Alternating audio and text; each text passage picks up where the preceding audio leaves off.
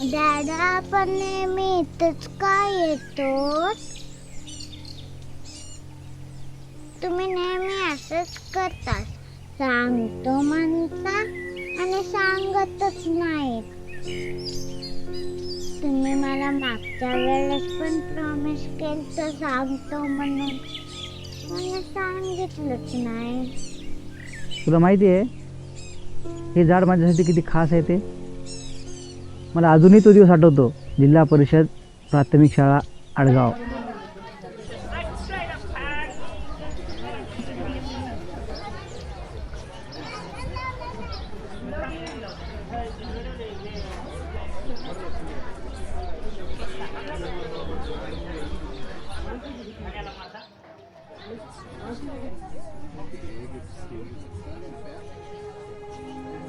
तुमची ही चौथी वेळ आहे झाडे विकण्याची.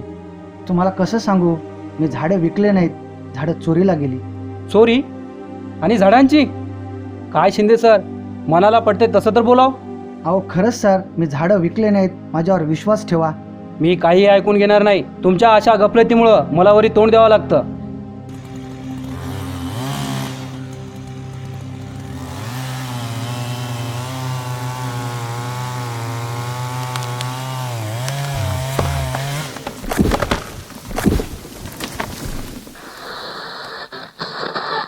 जंगलतोडीमुळे ऑक्सिजनची पातळी ढासळली, त्यामुळे तापमानात प्रचंड वाढ. दिल्लीत एअर पोल्युशनमुळे ऑक्सिजन बॅगचा तुटवडा. मागच्या 5 वर्षात 1,747 दुष्काळग्रस्त शेतकऱ्यांनी केली आत्महत्या. देख इस्माईल, तू आपला रोजचा माणूस, तुला जास्त नाही सांगणार. 1.7 मैं भी वही कह रहा हूँ जगन कि इस बार ज़्यादा बड़े पेड़ नहीं हैं, 2-2.5 हजार रुपये ठीक है. 500 रुपयासाठी झिकझिक मत करो इस्माईल, 3,000 फायनल आहे. तू आपला रोजचा माणूस म्हणून बोलावलं, नाहीतर दुसरे वीटभट्टीवाले मागे आहेत. क्या दादा आप भी ना. लो.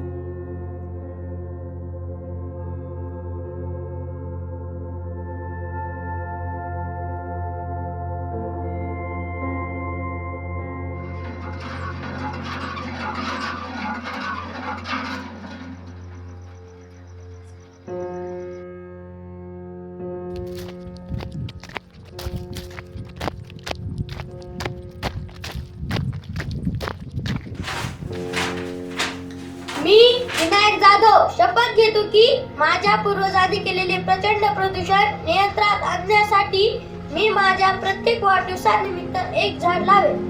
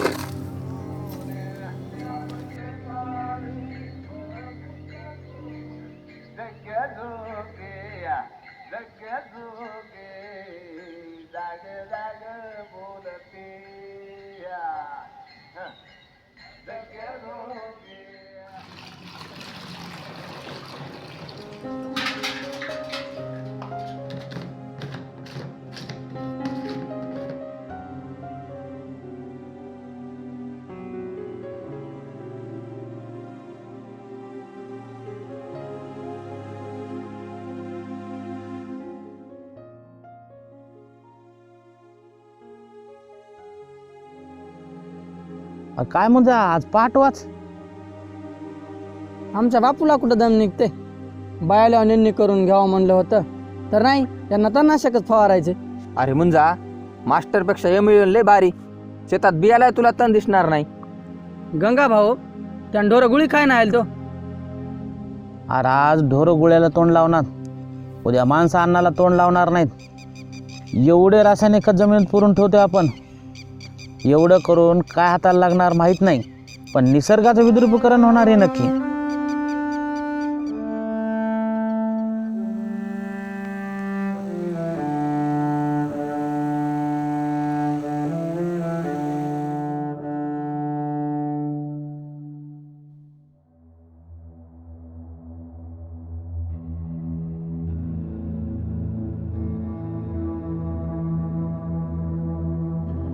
काय शिंदे, अहो झाडं सांभाळता येत नसल्या जिम्मेदारी घेतली कशाला?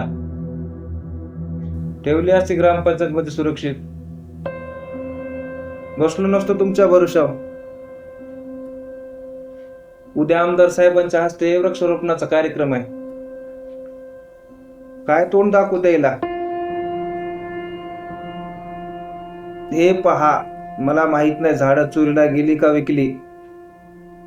कोणत्याही परिस्थितीत मला आजच्या डेट मध्ये झाडे पाहिजे म्हणजे पाहिजे. विकास थांबलाय गावचा आपल्या.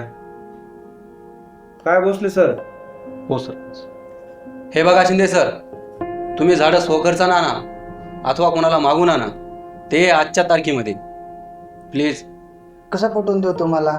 मी झाडं विकले नाहीत, विश्वास ठेवा माझ्यावर. मी विश्वास ठेवलो हो, दुसऱ्यांचं काय? तुम्हाला झाडं कसंही आज उपलब्ध करावं लागतील. मी कोणाकोणाला उत्तर देत बसू? ठीक आहे, मला मदत लागेल तुमची. कसले?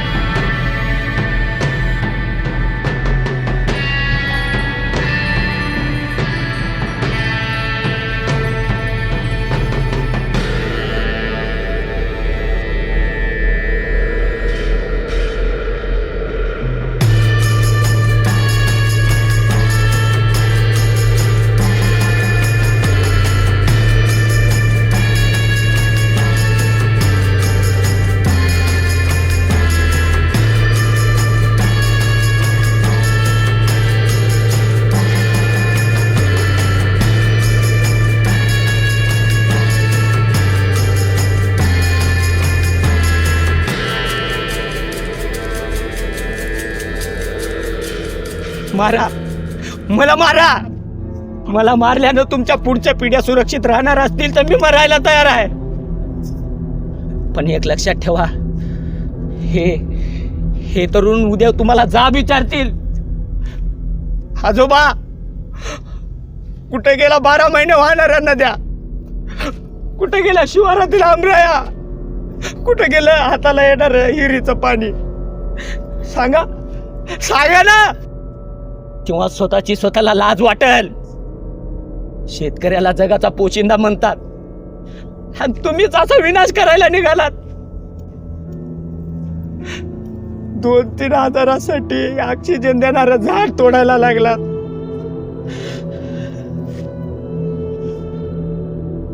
कपड्याला स्टार्च करून आमदाराच्या हाताने एखादं जिवंत रोपट खड्ड्यात पुरून पेपरात फोटो छापण्याला एकाच म्हणता. आजही गावात पिण्यायोग्य पाण्याची व्यवस्था नाही.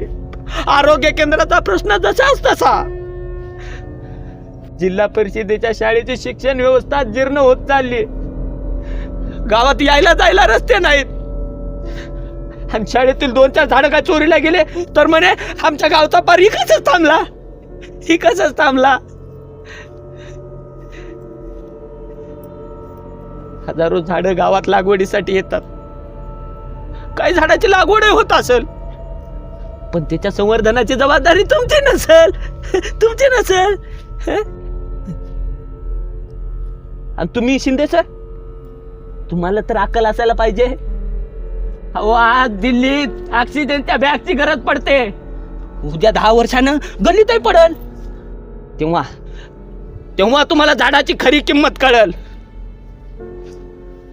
नुसतं विद्यार्थ्याला शपथ घ्यायला लावणं, शपथ पूर्ण झाली की ते झाड कचरा कुंडीत टाकून देणं, हीच का तुमची शिकवण?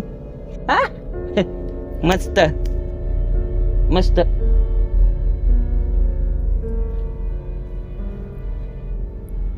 आता काय करायचंय ते तुम्हीच ठरवा.